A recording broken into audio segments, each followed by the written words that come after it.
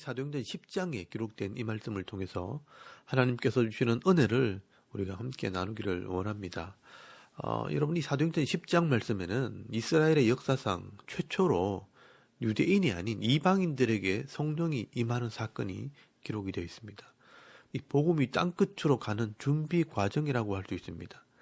이 당시 유대인들은 이스라엘 백성들만 하나님께서 선택한 백성으로 유대인들에게만 구원이 있다고 믿었습니다. 그래서 당시 기독교인들도 성령이 임하는 것도 유대인들에게만 임하는 것이라고 생각을 했습니다. 그런데 오늘 이 로마 백부장인 고넬료에게 성령이 임하는 사건을 통해 이방인들을 구원하시는 것도 하나님의 뜻이라는 것을 모두가 알게 되는 사건이 일어나게 됩니다. 그러므로 이 사도행전 10장 말씀에서 이방인인 이 고넬료가 기독교인이 되는 이 사건은 역사적으로 굉장히 중요한 사건입니다. 어제 이 사도행전 9장 말씀에서 이 베드로가 서쪽 해안 지역의 루따나 요빠에서 이 복음을 전하고 요빠에 있는 시몬이라는 무두장이 집에서 머물고 있었습니다. 여기 무두장이라는 말은 짐승의 껍질을 벗겨서 가죽 재료를 만드는 사람을 말합니다. 옛날에는 피장의 집이라고 번역을 했습니다. 요즘 말로 하면 가죽 세공업자입니다. 이 베드로가 요빠에 있을 때 오늘 사도행전 10장 1절 말씀에 보시면 가이사랴에 있는 이 고넬료라는 사람에게 주의 말씀이 임하게 됩니다. 이 가이사랴라는 곳은 요빠 항구에서 이 북쪽으로 약 40km 정도 올라가면 나오는 항구 도시입니다. 40km면 이 대구에서 구미까지 가는 거리입니다. 걸어가면 약 하루 길을 가야 하는 거리입니다. 이 가이사랴라는 도시는 헤롯이 건설해서 로마 황제에게 바쳤기 때문에 이 황제의 이름을 따라 가이사랴라고 부르게 된 것입니다. 거기에 로마군이 주둔을 했고 로마의 총독부가 있었습니다. 그래서 지금도 전차 경기장과 원형극장이 그대로 남아 있습니다. 그 가이사랴에 이탈리아 이 로마 군대의 백부장 출신인 고넬료라는 사람이 있었는데 이 고넬료는 로마인으로 이방인이지만 이스라엘에 와서 하나님을 믿게 되었고 유대교의 신앙을 가지게 됩니다. 그래서 이 하나님의 말씀을 따라 경건 생활을 하는데 하나님을 경외하고 가난한 자들을 구제하고 기도 시간을 따라 항상 기도하는 그런 신앙을 가지고 있는 신실한 사람이었습니다. 여러분 2절 말씀에 보시면 온 집안이 하나님을 경외하며 백성들을 많이 구제하고 하나님께 항상 기도하는 사람이라고 말씀을 합니다. 이방인으로는 대단한 사람입니다.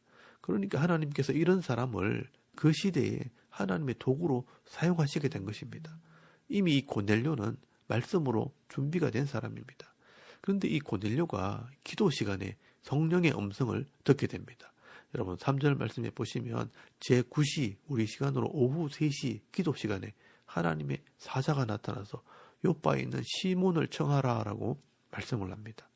그리고 다음 날에는 요빠에 있는 베드로가 기도하는데 환상 중에 하나님의 말씀을 듣게 되는 표적을 경험하게 됩니다. 여러분 11절 말씀에 보시면 하늘에서 큰 보자기 같은 것이 내려오는데 그 안에 부정한 짐승이 가득하게 있는데 그것을 잡아 먹으라 하는 환상을 보게 됩니다. 그때 이 베드로가 말하기를 그럴 수 없나이다. 속되고 깨끗하지 못한 것을 내가 결코 먹을 수 없다라고 말씀을 합니다. 여러분 이것을 보면 이 베드로는 레위기 11장 말씀에 나오는 이 음식 규례를 지키고 있었다는 것을 알 수 있습니다. 그런데 하나님께서 말씀하십니다. 내가 깨끗하게 한 것을 네가 속되다 하느냐라는 음성을 듣게 됩니다. 그때 이 베드로는요. 이게 무슨 의미인지를 알지 못했습니다. 음식 규례를 지키지 말고 자유롭게 음식을 먹으라는 이야기인가? 이게 무슨 말인가? 그 의미를 잘 몰랐습니다. 그리고 이 베드로는 3번이나 똑같은 이 환상과 음성을 듣게 됩니다. 그런데 이 베드로는 이 환상을 보고도 무슨 뜻인가 알지 못했고 그래서 17절 말씀에 보시면 의아해했다, 어리둥절했다라고 말씀을 합니다. 그래서 이 베드로가 이게 무슨 뜻인가 생각을 할 때 이 성령께서 이 베드로에게 말씀을 하십니다. 너를 찾아오는 사람이 있으면 함께 가라는 말씀을 듣게 됩니다. 그런데 바로 그때 마침 이 고넬료가 보낸 사람들이 이 베드로를 찾아오게 됩니다. 그리고 이 고넬료라는 사람이 기도하는 중에 베드로를 청하라는 말씀을 들었고 그래서 이 베드로를 데리러 왔다는 말을 듣게 됩니다. 그런데 사실 유대인들은요, 율법대로 하면 이방인의 집에 절대로 가지 않습니다. 그래서 하나님께서는 이렇게 신기한 방법으로 베드로가 이방인의 집에 갈 수 있도록 감동을 준 것입니다. 그래서 다음날 이 베드로가 처음으로 이방인의 집에 가게 되는데 28절 말씀에 보시면 이 베드로의 생각을 이야기합니다. 이르되 유대인으로서 이방인과 교제하며 가까이 하는 것이 위법인 줄 너희도 알거니와 하나님께서 내게 지시하사 아무도 속되다 하거나 깨끗하지 않다 하지 말라 하시기로 부름을 사용하지 아니하고 왔노라 라고 말씀을 합니다. 일반적인 상황이었다면 내가 여기 오지 않았을 것이라는 겁니다. 그런데 하나님께서 성령을 통해 감동을 주셨기 때문에 순종하는 마음으로 여기 왔다는 것입니다. 그런데 이 고넬료라는 사람이요, 기도 시간에 경험했던 이야기를 하면서 하나님께서 당신을 청하여 말씀을 들으라고 했다는 것입니다. 서로 간증을 하는 것입니다. 그때 이 베드로가 이 말을 들으면서 하나님의 뜻을 깨닫게 됩니다. 왜 이런 일이 일어나게 되었는가? 여러분 34절에서 35절까지 말씀해 보시면 이 베드로가 깨닫게 된 것을 설명을 하고 있습니다. 베드로가 입을 열어 말하되 내가 참으로 하나님은 외모를 보지 아니하시고 각 나라 중 하나님을 경외하며 의를 행하는 사람은 다 받으시는 줄 깨달았도다라고 말씀을 합니다.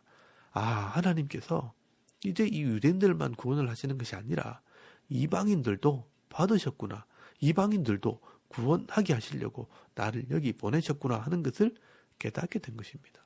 그래서 하나님께서는요, 외모를 보지 않는다, 유대인이나 이방인이나 관계없이 다 구원하신다라는 것을 처음으로 알게 된 것입니다.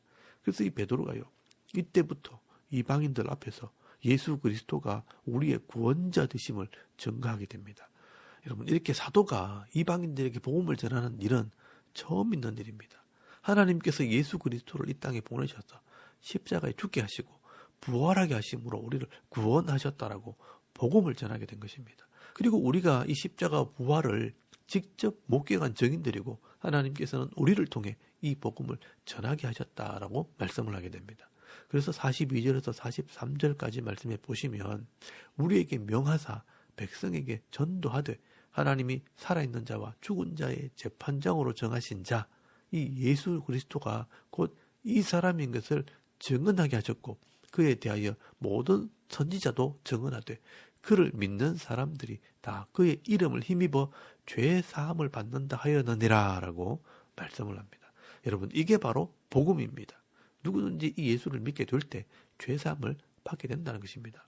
이 베드로는 고넬료를 비롯해서 이방인들이 모인 자리에서 예수의 이름을 믿는 자들에게 죄를 사해 주심으로 하나님의 자녀가 되게 하신다는 것을 증언하게 됩니다. 그리고 이 말씀을 전하고 있을 때 성령이 거기 모인 모든 사람들에게 임하게 됩니다. 성령이 임했다는 것은요, 이 각자의 마음에 성령이 임함으로 하나님의 말씀을 분명하게 깨닫게 되었다는 것을 의미하는 것입니다. 그래서 처음 이 오순절날 유대인들에게 성령이 임할 때 방언의 표적이 나타났던 것처럼 말이 다른 이방인들이 모인 자리에서 서로 알아듣게 되는 이런 방언의 표적도 똑같이 나타나게 됩니다. 그런데 이때 이 모습을 지켜보던 유대인들은요, 깜짝 놀라게 됩니다. 여러분 45절 말씀에 보시면 베드로와 함께 온 할례 받은 신자들이, 이 유대인들이 이방인들에게도 성령 부어주심으로 말미암아 놀라니라고 말씀을 합니다. 이때 유대인들은요, 처음으로 이 이방인들에게 성령이 임하는 것을 보게 된 것입니다. 그래서 이 베드로가요, 이 사람들이 우리와 같이 성령을 받았으니 누가 능히 세례 베품을 금하리요 하면서 이 이방인들에게 세례를 베풀게 됩니다. 이 사건 때문에 이 구약시대부터 내려오던 이 유대인들의 생각이 깨어지게 됩니다. 유대인들만 하나님 백성이 되는 것이 아니라 이방인들도 하나님의 백성이 될 수 있다는 것입니다. 그래서 이때부터 공식적으로 이방인들을 위한 일꾼들을 세우게 되는 것입니다. 사실 이것이 하나님의 구원 계획이었습니다. 하나님께서 처음 이 이스라엘 백성들을 불러서 하나님 백성으로 언약할 때부터 모든 사람들을 구원할 계획을 세우신 것입니다. 여러분, 출애굽기 19장 5절에서 6절까지 말씀해 보시면 세계가 다 내게 속하였나니 너희가 내 말을 잘 듣고 내 언약을 지키면 너희는 내 소유가 될 것이요 제사장 나라가 되며 거룩한 백성이 될 것이라 라고 말씀하셨습니다.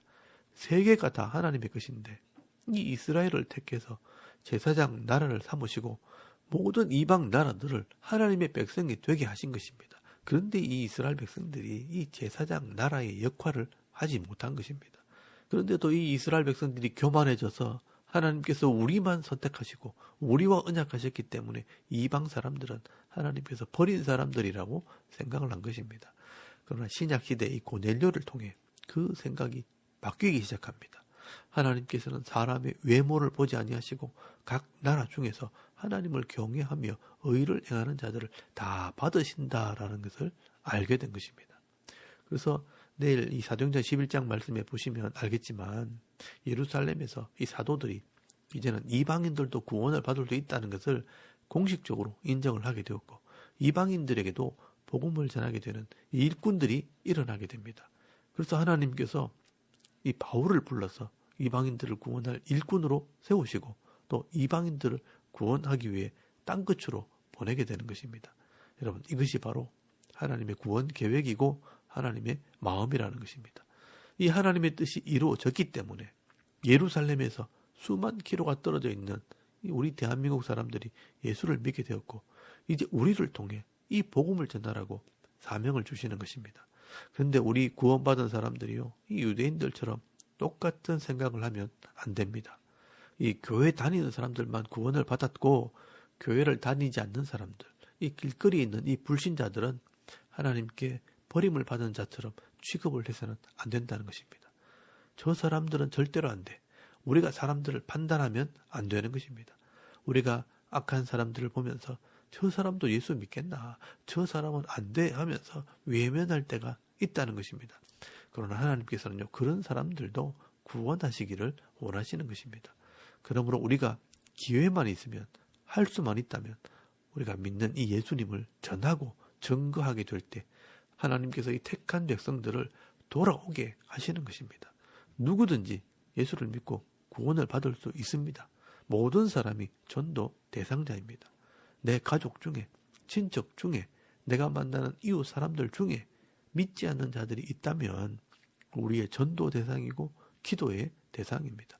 오늘도 우리가 먼 곳에 가지는 못하지만 이 베드로와 이 고넬료를 통해 일하시는 하나님께서 우리 마음을 감동시키실 때 내가 만나는 모든 사람들에게 담대하게 이 복음을 전함으로 택한 백성들을 구원하는 이 전도와 선교의 사명을 감당하는 저와 여러분의 이런 영적인 삶의 모습이 되실 수 있기를 주의 이름으로 축원합니다.